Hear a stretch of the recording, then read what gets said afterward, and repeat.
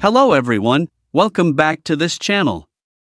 In this video, I will show you the easy and clear steps on how to turn on Copilot in Microsoft Edge on Android. How to turn on Copilot in Microsoft Edge on Android. Make sure you keep watching this video until the end. Let's get started right away.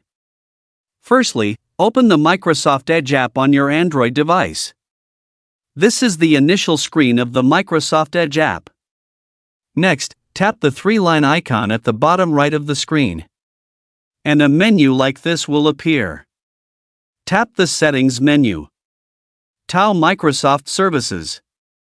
Tap Copilot. Tap Show Copilot. So that's it, tutorial how to turn on Copilot in Microsoft Edge on Android. Thank you for watching. I hope this video was helpful. See you in the next video.